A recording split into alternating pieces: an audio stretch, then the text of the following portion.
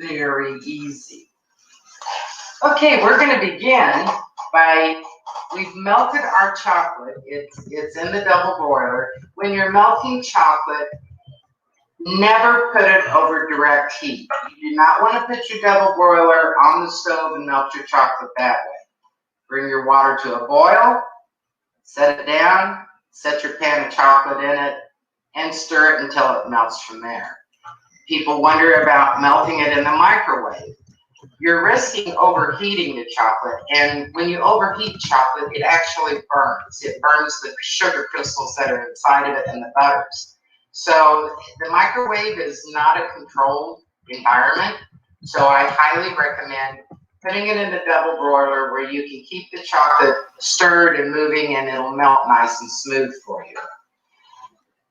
I'm going to take my bristle brush, and what I'm going to do, I have the Easter bunny mold, and I'm going to get the chocolate, and I'm going to... Hi, CJ. CJ, we had a little tech difficulty. I have to be in the stream. So what we're going to do is start this video from the beginning just for your audience. And I'm sorry, it's the first time I've used a video for doing streaming, and I apologize to your audience. Just hang in there. We're going to start this video from the beginning. It's excellent. If you don't know anything about making anything with chocolate, which was me, the bunny here, you will learn something. So CJ, talk to your audience while I'm getting us back cued. I'm sorry for everybody. That's okay. It's where I'm hoping to do a series on chocolate. This show today is Chocolate 101, and this is the very basics of information that you need when working with molding chocolate. Should you all enjoy this show and want more of it, I'll be happy to come back with Chocolate 102, where we get into dipping chocolate, making chocolate candies like you buy in a box. We can get into like marking them, because those candies are marked. And I'll tell you what the different markings mean and how you can mark your own candies, and where you can get the supplies to package them and give them as gifts at Easter and Christmas, really any time of the year. And another beautiful thing you can do with these molding chocolates is to make cupcakes. And you can put these molded chocolates on top of a cupcake. Why go out and buy those plastic pieces? Let's make the whole thing delicious and edible. So there's also the way of taking chocolate and making lace designs out of chocolate. And if you're a cake decorator, you can put them on your cake. There's many things that you can do with chocolate. How y'all like my ears? I love them. I love them. Yeah, you went and got them. We can start the video from the beginning. We'll have us in the background. I have to be in the background. I didn't realize that to play a video. So we will do this, and I will take CJ off where we put the other thing up on the screen for you guys. And she and I will be quiet while you are learning about Chocolate 101.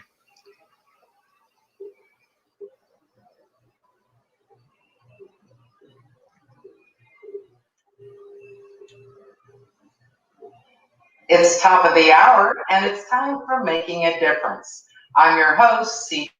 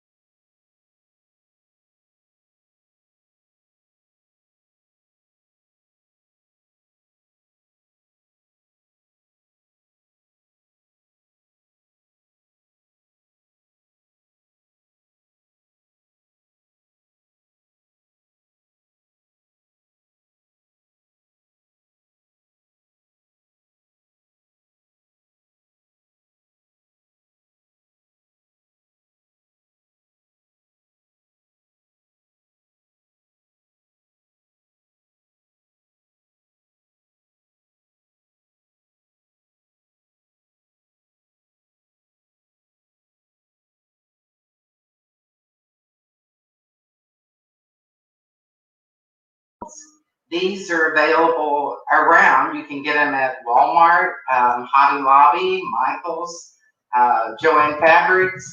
But the acrylic molds work the best. They produce a finished candy that has a nice shine to it. You can use silicone molds, but the finish is dull on them. So that's up to you. You need dipping chocolates. These are melting dipping chocolates. They call them a lot of different things, but they're little chocolate candy wafers like this. They are much different than a chocolate chip. The two of them are actually made differently. The dipping chocolates have more cocoa butter in them, and your chocolate chips have a different chemical compound in them so that they're harder and firmer and stand up to high heat, whereas these are a low heat melting chocolate. So they're much creamier, much smoother, and much easier to work with. The other thing we're going to be using today is we've got these little nylon bristle brushes. Now, when you work with chocolates and anything with icings, you don't want to use brushes that have the hair on them, because those hair fibers come off and can get into the food. They just really don't work well. So a nice kind of firm nylon bristle brush will work just fine. We're going to use, we're going to have on hand parchment paper, wax paper, and then we're going to use these triangle piping bags. These plastic triangular bags, you can pick them up at about any place that you'll find the dipping chocolate and the acrylic molds. They're either in the cake decorating section or the candy making section, craft sections. They use them for a whole bunch of different things. And usually you can get quite a few in a bag. They're nice and disposable and make the cleanup very easy. Okay, we're going to begin by, we've melted our chocolate. It's in the double boiler. When you're melting chocolate, never put it over direct heat. You do not want to put your double boiler on the stove and melt your chocolate that way. Bring your water to a boil, set it down, set your pan of chocolate in it, and stir it until it melts from there. People wonder about melting it in the microwave. You're risking overheating the chocolate, and when you overheat chocolate, it actually burns. It burns the sugar crystals that are inside of it and the butters. So the microwave is not a controlled environment, so I highly recommend putting it in a double broiler where you can keep the chocolate stirred and moving, and it'll melt nice and smooth for you.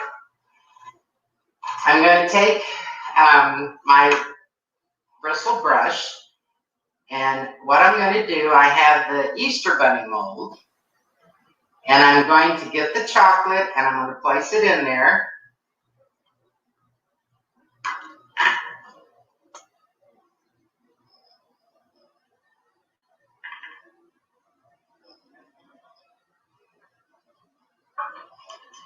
I'll take the brush and I'm going to move the chocolate up onto the very edges of the mold.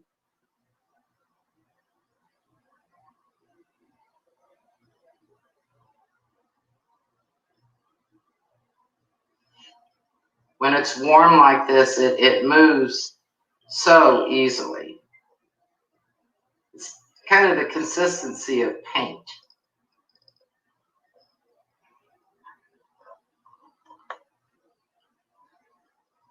And once you get the chocolate dispersed evenly in the mold, we're going to go and we're going to halt for a moment, and I'm going to show you another little something that you can do from there, and that is filling these. You can fill them with so that they are a solid chocolate, or you can fill them with another yummy items such as marshmallow, peanut butter, whatever you feel like flavoring it with that day. And so what you would do is make sure that the chocolate is covering the entire inside of the mold, just like this.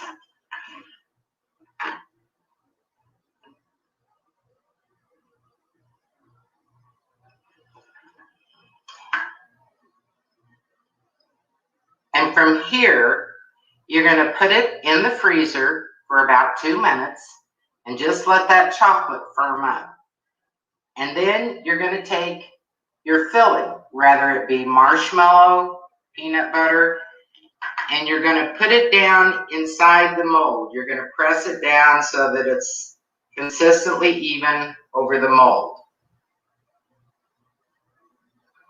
And then you'll put that in the freezer, let everything set up, and then when it comes out, you'll take the rest of your chocolate and you'll fill in the top.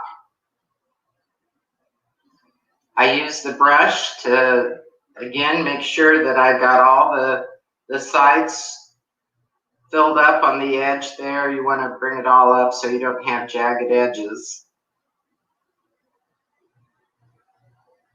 I'm going to put just a little bit more in there.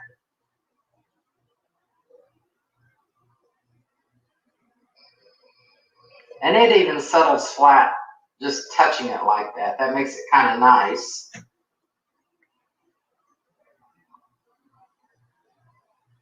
It just flows evenly. Then the last thing you want to do before you put it in the freezer is you want to tap it. And I don't know if you can see it or not, but little air bubbles are coming up. And you want to get those air bubbles out of there before you put it in the freezer.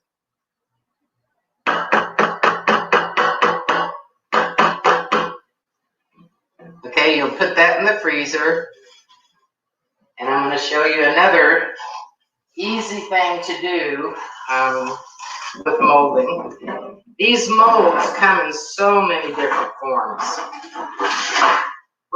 I have a bunny mold here, and we're going to do a sucker.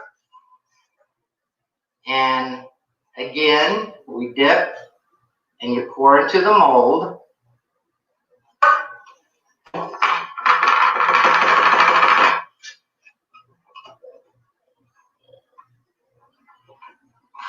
The sucker sticks, what you're going to use to put in there, again, these are available any place where you'll find these acrylic molds or cake decorating supplies. Just take the mold, you want to go halfway up on it and twist it. Put that in the freezer, voila, you're done. Now, some people like to make colored chocolate. And if that's the case, you can use 2 colors of chocolate. I've melted some white chocolate here. And let's say if we want white ears. So I'm going to take and I'm going to just put the white chocolate up here where the ears are. We'll give him a white tail too.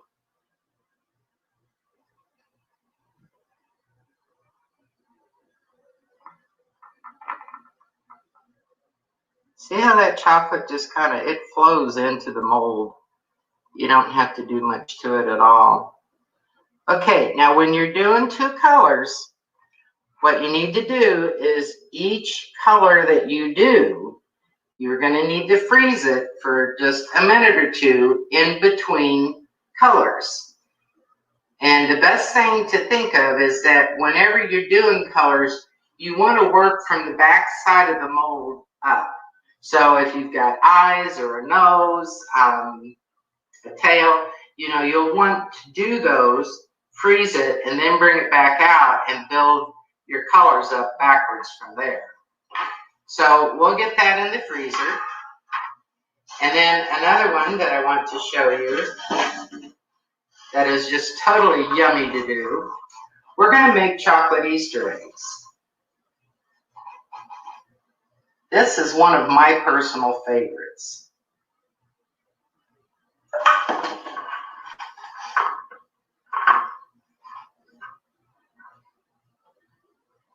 Again, you see me wiping up the chocolate onto the side of the mold. Okay, and at this point, I plan to put marshmallow in here. So, you got it. This needs to go into the freezer before I go to my next step. While our molds are in the freezer and the chocolate is setting up, I want to show you how to make a hollow mold. And in that case, take your acrylic mold. We're going to take the chocolate and you're going to put quite a bit of it in there.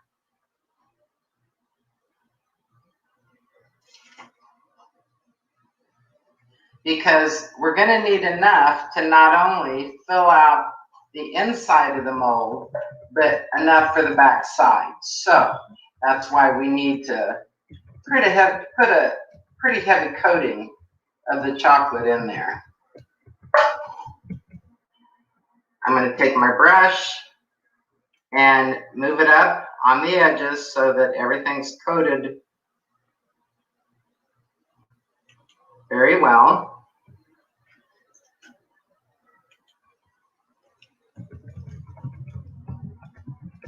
And there's quite a bit of chocolate that's in the center of the mold, but that's okay, because when we go to make it hollow, it's going to thin out those edges quite a bit. Okay, that's good enough for that. Now what we're going to do is we're going to lay a piece of plastic or wax paper over it. We're going to put a piece of cardboard on it. And then I have these little clips. You can use paper clips. I've seen all kinds of things used. But the more I make chocolate, I like these little tiny clips like that because they tend to secure it very well. I don't have to worry about it coming apart. Okay, so I've got my clips on there. Now what I'm going to do is I'm going to shake all that chocolate that's on the inside. I'm going to shake it down so that it's against this back side. And in so doing, you can see where it would make it thin on the inside, make it hollow. So shake, shake, shake. Some may leak out. It is leaking out. But that's okay. All that breaks off. You can clean that up easily after it comes out of the mold. So shake, shake, shake. And we're going to put it in the freezer and let that set up. And while it's doing that, came right out of that mold very easily. So now you have a little bunny sucker. Set him aside. Then this is our solid bunny. And he should come out very easily, and he does. See how shiny that is? That's the beauty of these acrylic molds. They just do a beautiful job of making it shiny. And he weighs, I don't know, that's probably a 6-ounce bunny. Very easily done, and you could easily make a lot of those. Next thing we're going to do is I'm going to show you these Easter eggs. I had talked about filling them, okay? I have those plastic triangle bags, and I have put Jet Puff marshmallow cream inside the bag, and I cut the tip off of it.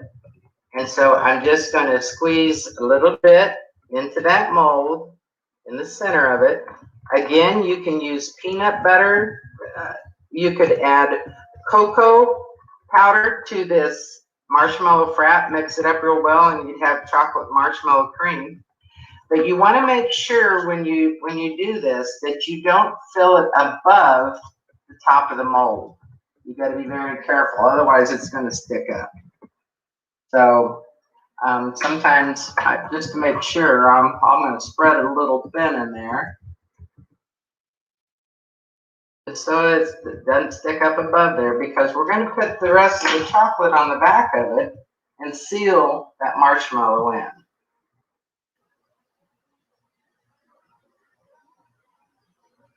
And when you are putting the back of it on like this, you want to definitely make sure that you have enough chocolate on the back of it that it seals all of the edges. My little handy dandy brush. You're going to pop this in the freezer and let it freeze up. And when it's done, which I've already done to this egg, it'll come out as a chocolate Easter egg.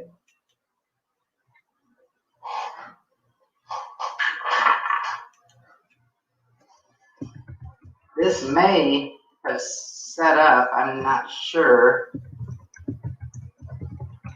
Look at that. Now he's fixed.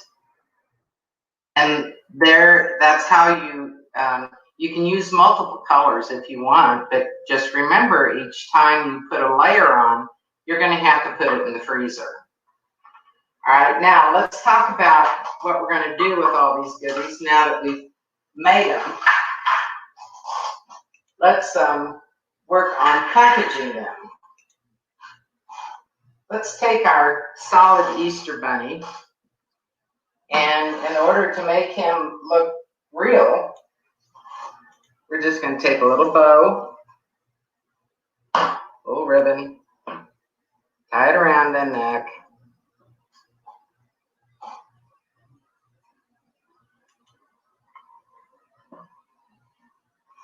doesn't that look like something you buy?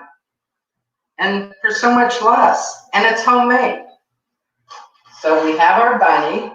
Now what do we do with our suckers? We've got our 2 sucker sticks, and we need to do something with them. Well, in the store, again, with all of these supplies, there's these sucker bags. And there's many of them that come in the package. Just put your sucker in there, gather it together, and we'll tie a ribbon around that.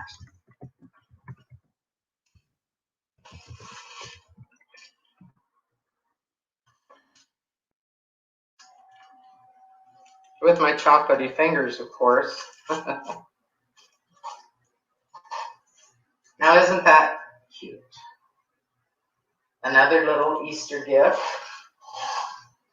Let's look at this marshmallow Easter egg that is marshmallow filled. I'm going to take the knife and I'm going to cut it in half. Oh, look at that. Oh, yeah, I want to eat that. But you can see that, you know, as I said, you could put peanut butter with Rice Krispies. You could use crunchy peanut butter, the marshmallow cream straight, whatever you want.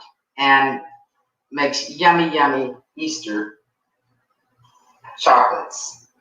And the hollow bunny that was in the freezer, well, let's see how he turned out. I'm going to cut him in half. And sure enough, he's hollow. So if you want to give someone chocolate and you don't want them to have that much chocolate, you might consider making it hollow. And then here's the big secret. What am I going to do with these broken pieces of chocolate besides my filming crew wanting it? Since there's nothing mixed in with it, I'm going to throw it back in. I'll remelt it and use it for another reason. Another candy mold, whatever. Now it comes to the point where you wonder what you do with your leftover chocolate. Try to get my work area a little bit here. Now my water has remained warm in this double boiler without putting it on the stove. If your water gets cool, you'll know it because your chocolate starts hardening up. So I'm going to melt down what I just threw in there. And I have my leftover white chocolate over here.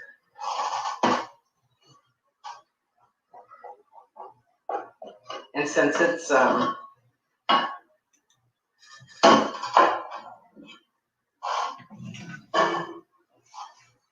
already melted down, I'm going to show you a trick to do with white chocolate. These are party peanuts. These are peanuts that do not have the shell on them. And anytime you want to make peanut clusters or anything like that, you don't want shells in your peanuts. And so I'm going to pour them in there on that wax paper, just like that. And now I have white chocolate peanut clusters. It's a good way to use up all your leftover chocolate. Now you can do the same thing with your dark chocolate.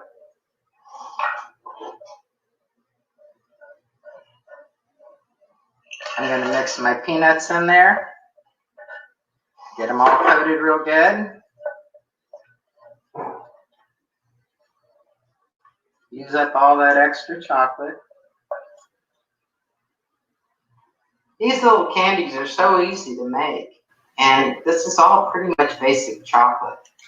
So I hope you liked the show today. And we may come back with Chocolate 102. If you like the show, please let the station know.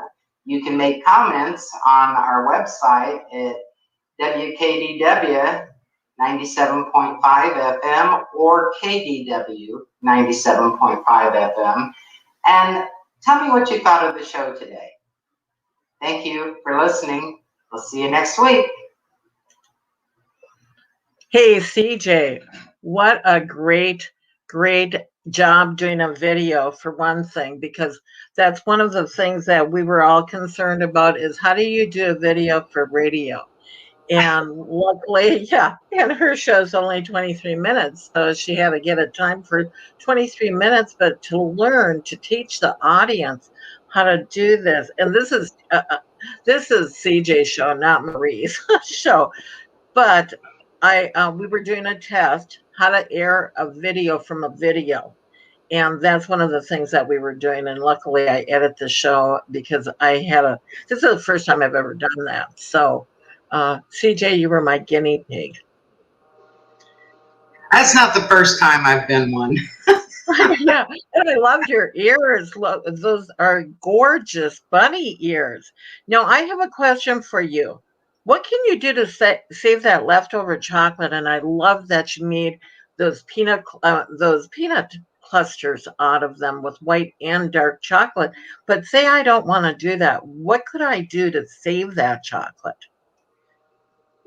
There are a couple of ways, but the best way, if you want to be able to reuse that melted chocolate later on, you saw that we had you can either use wax paper or the parchment paper and lay it out flat on your countertop and pour that chocolate out onto the wax paper. Let it set up. It doesn't necessarily have to go in the freezer because it will set up at room temperature. And then later on, break it up in little chunks and store it in a baggie at room temperature. So that way you can reuse it later on. The beauty with this melting chocolate is its versatility. There's so many ways to not only use it in applications, but to store it, the different colors that you can do. I did talk about colors, and I'd like to make a highlight on that when you're coloring chocolate, it does come, you can get it in the basic colors of red, yellow, white, green, pink, dark chocolate, milk chocolate, but sometimes you may want a little richer color than what you're getting in the melting wafers. And if you want to color it, they do make a powdered food coloring. And I'm going to stick my finger in this and show you that it is powdered food coloring. Yeah. Hello, dear. Whoa. Wow. Okay. Yeah. Oh, there you go, the bunny nose. The powder will work best in your chocolate because it won't affect it. The paste colorings that you see in cake decorating, you could use those, but just be very careful, just simply because of the compounds that they make up with this. So, and then there's people who have asked me about flavoring the chocolate. Maybe you know, those orange round balls that you get and you can bust up and they taste like orange chocolate and they're just absolutely delicious. Well, they have flavored that with orange oil. It has to be oil. It cannot be a flavoring that has alcohol or water in it. And some of the cake places will have these where you're finding all these supplies. They'll have these oils. As you can see, it's a very little bottle, but also you can get this off the internet very easily. I have And a question. Yeah, I have a question, and I want the audience, your audience, to actually know, why do you know so much about this? Because I don't believe anybody around, do they, CJ, know about your background history and about you owning your own place, your own bakery? well, we're all kind of transplanted from someplace, and I hail out of the Kansas City area.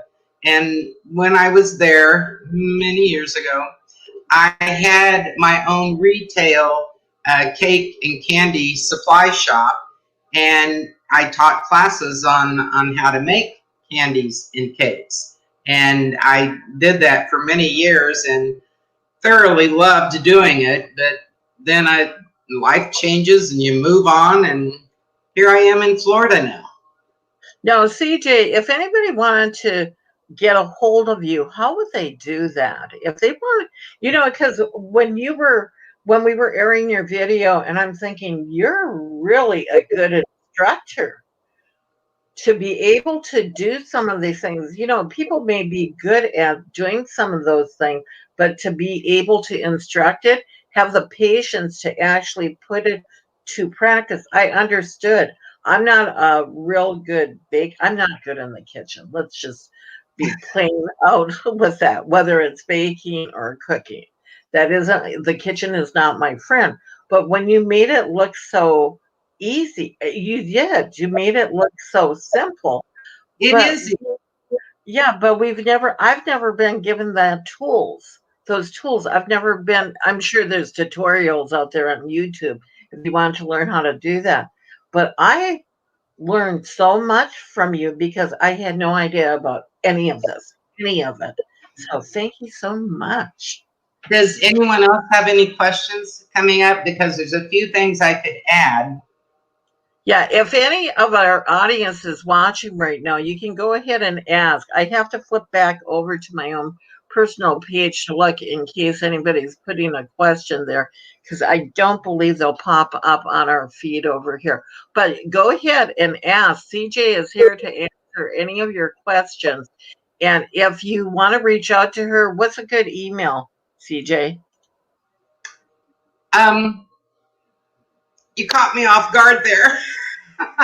Well, Can they can reach out to the radio station and get a hold of you, and that would be info@kdwradio.com, or go to the KDW Radio Facebook page and just send a message. I actually look at those messages, so I would be the one that me or CJ, RJ at the station, or Jill, any of us will see them, and we can get her the information and have her respond. But how great are you? You have been such a great addition to the KDW radio. It's WKDW 97.5 FM. The reason why a lot of people get mixed up is when the radio station started, it was broadband.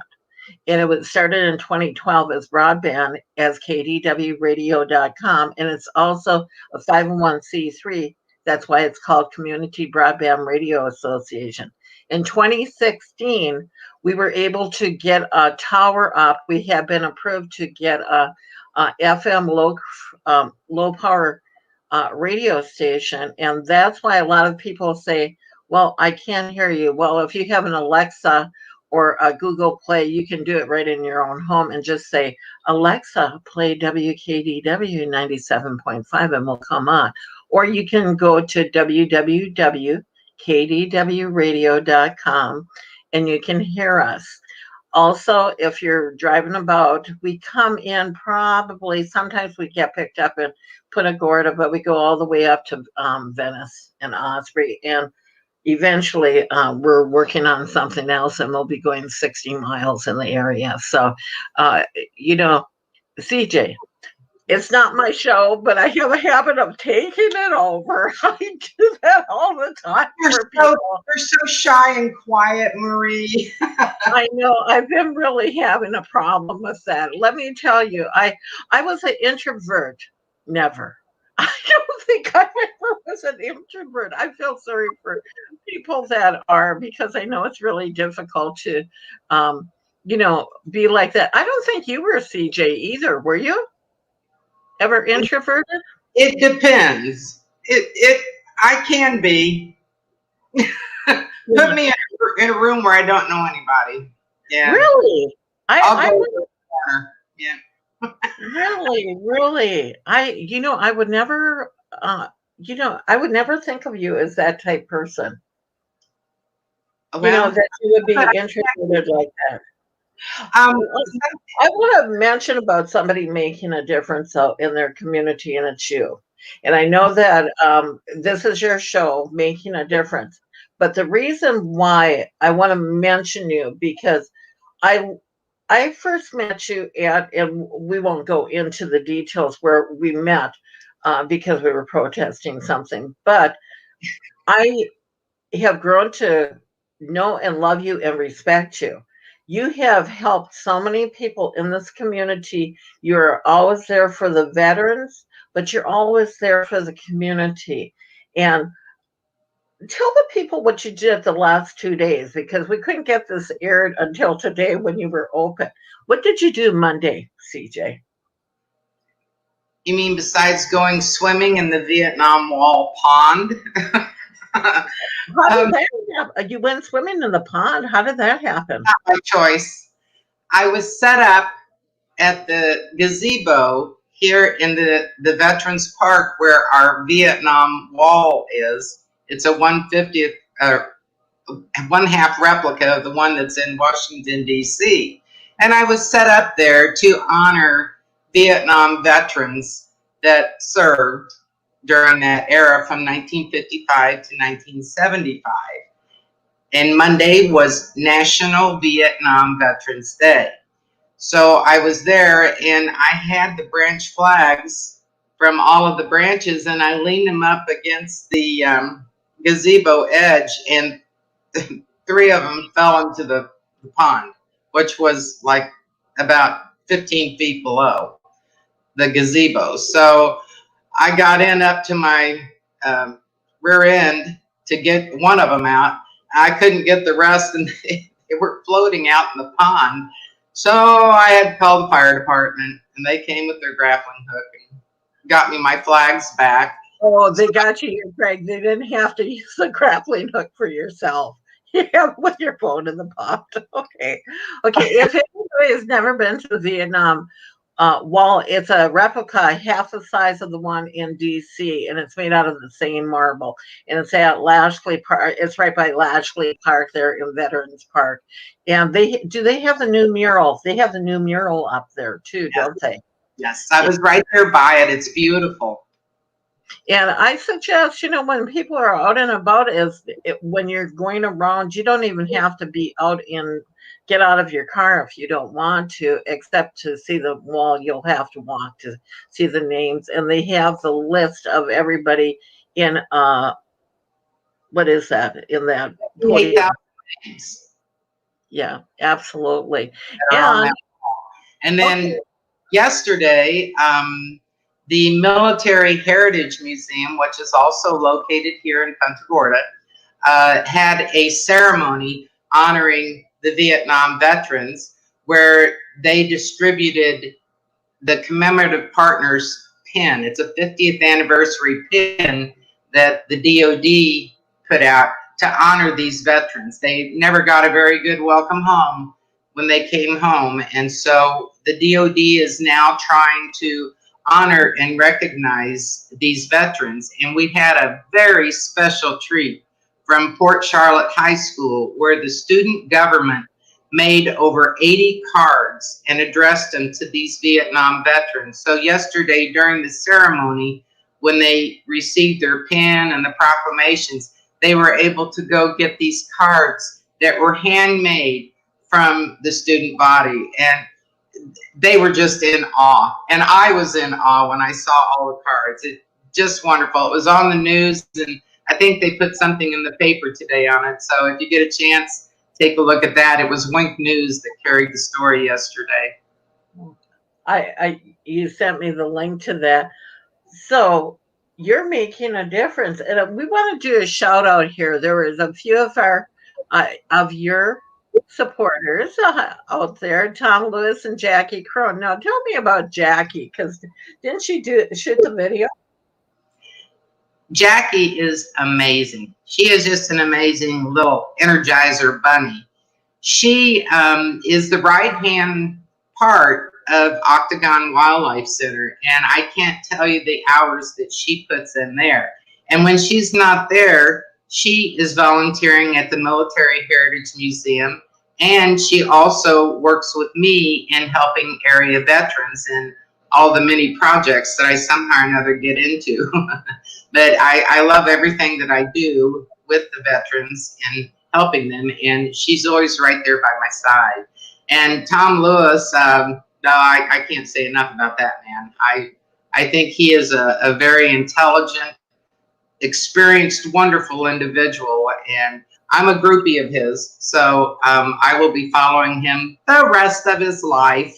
Hi, Tom. Yeah, myself too.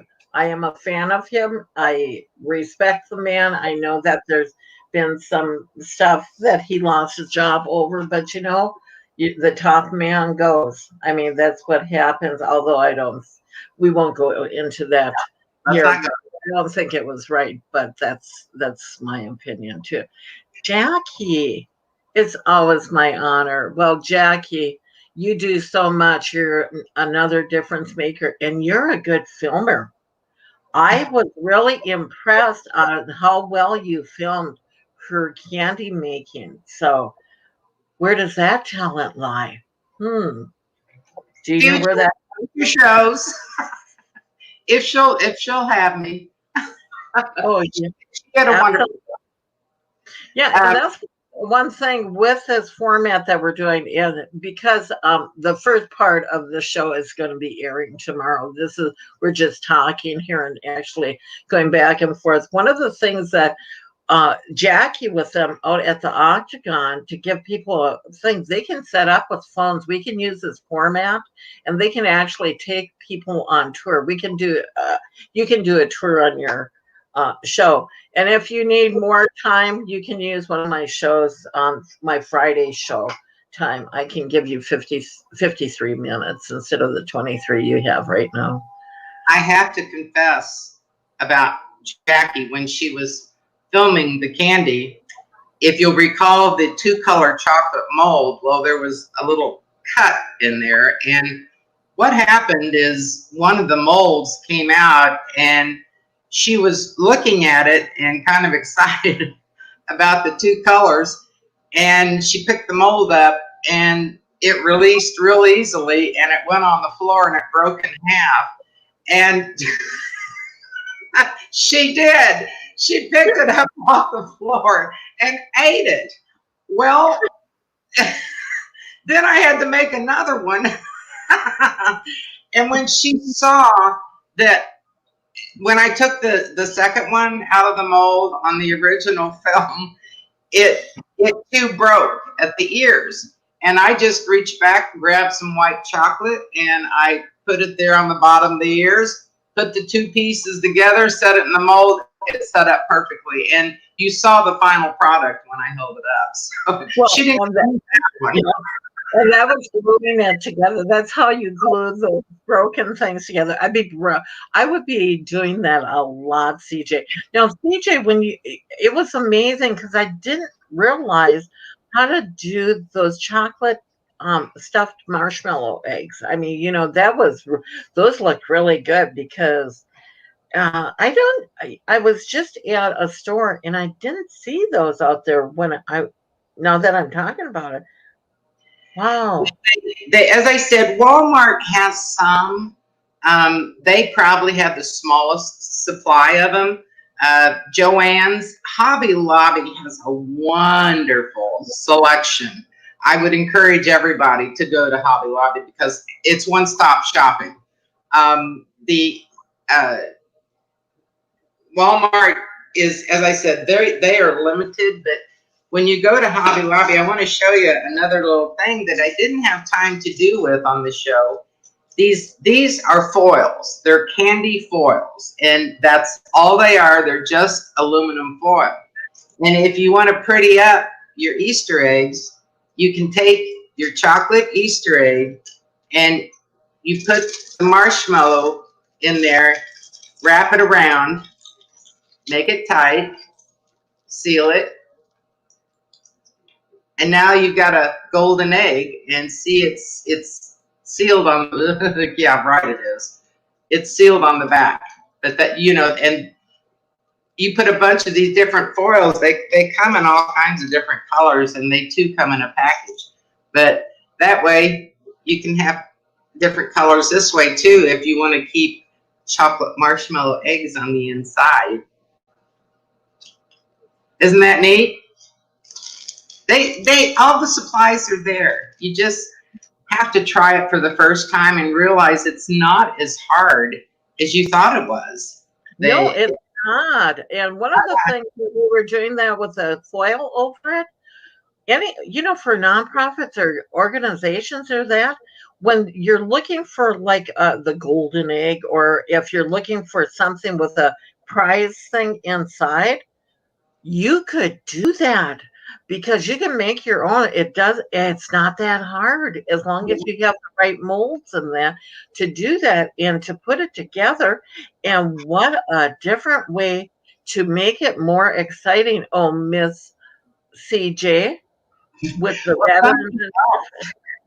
You can use these acrylic molds for, if you're not a chocolate person or a candy person, these acrylic molds, there are so many different shapes, sizes, designs, everything.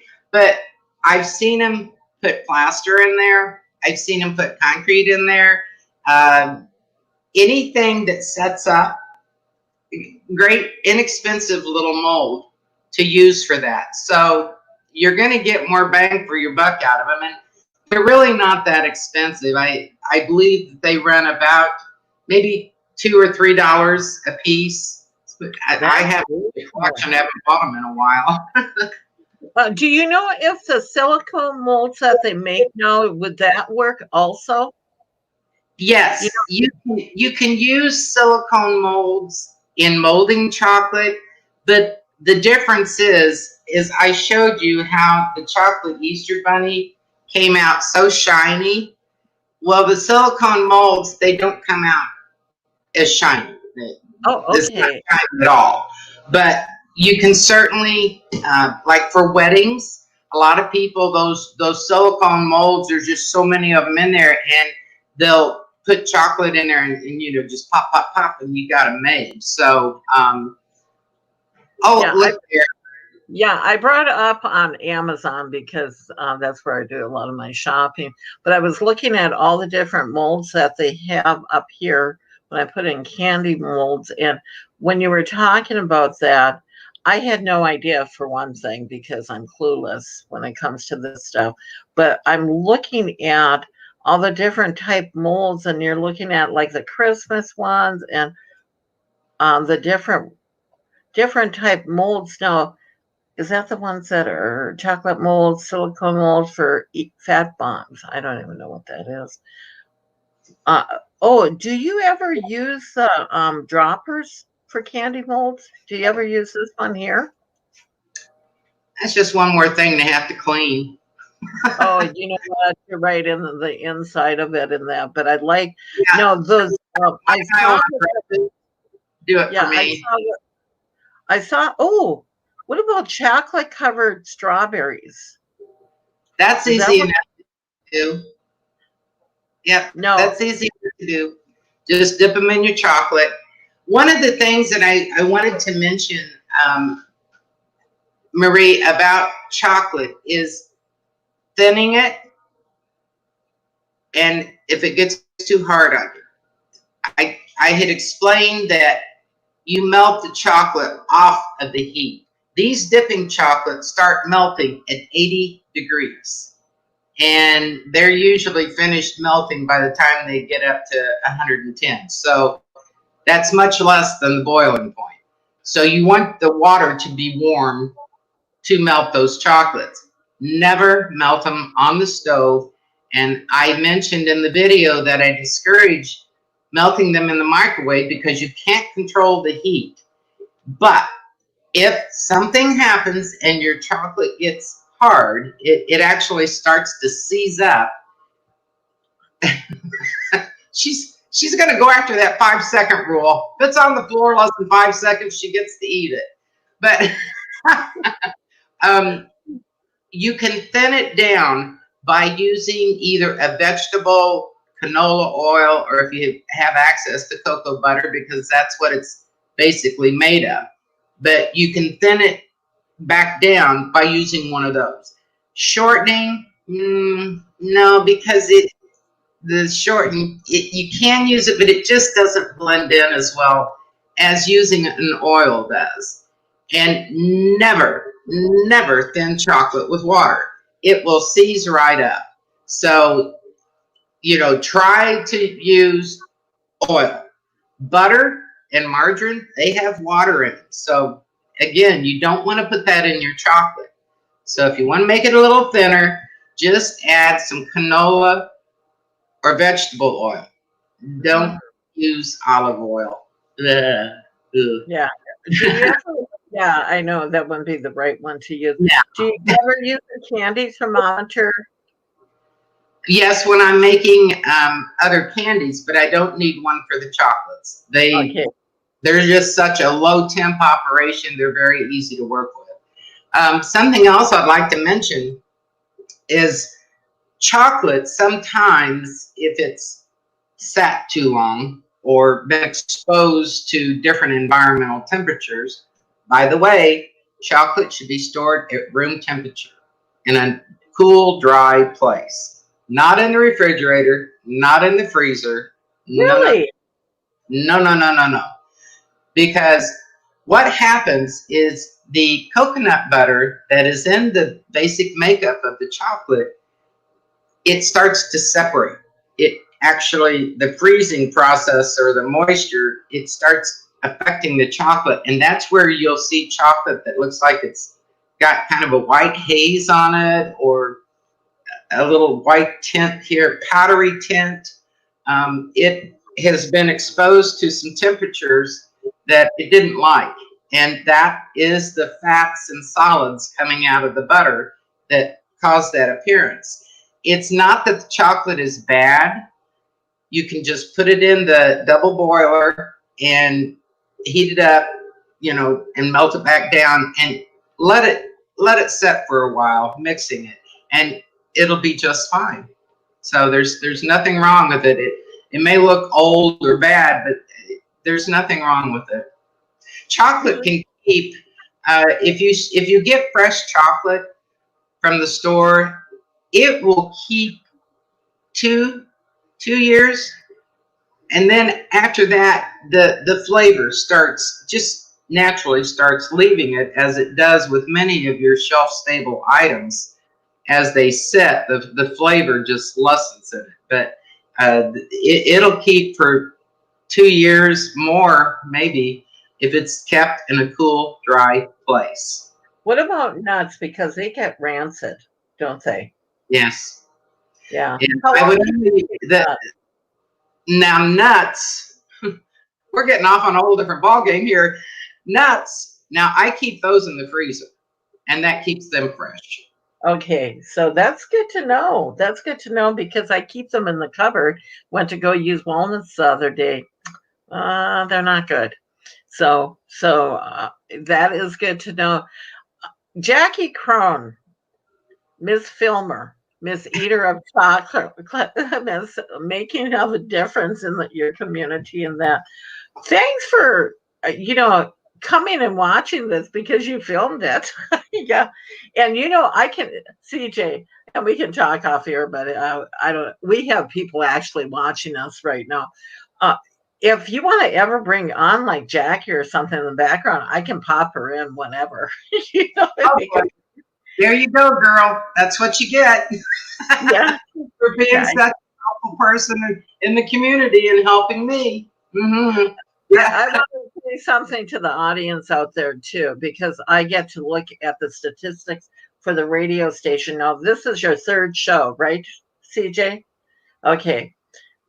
CJ is hitting the top numbers of all of our Facebook Lives on the radio station. We'll have to wait and see what her statistic is for airing on the air, but she is hitting the top numbers over shows that have been here for years. She has an audience out there. She has a following, and a follower. Do you have a follower? Is somebody following you around? Do you have a bunny tail on? No. But I just want for people to know that you are making a difference, CJ, because that tells me and it tells people at the radio station that you are making a difference and people gravitate towards you. And you have so many plethrals, is that the right word? So many Me. yeah, That's yeah, of doing everything. Uh, Go ahead and end your show now, and we'll talk off air because we can with this formatting. I can talk to her after we're on air. CJ, it's been a pleasure to be on with you. Not intentionally today, I had to come on because we're doing a test. It's a test and only a test. Yeah. Well, it has been a pleasure, and I hope that I have given something to the community that they can give on to their families and be proud that they made it themselves and carry this on. I mean, throughout the different holidays, if you want to make birthday cakes and make the birthday numbers out of chocolate, that saves on the candles. So there's just so many things to do with chocolate, and if you did enjoy the show today, let us know, and we'll continue on into Chocolate 102. Ooh, ooh. So thank you, everyone, and see you again next week on Making a Difference on WKDW 97.5 FM, real community radio, and on kdwradio.com. Thank you. Okay, and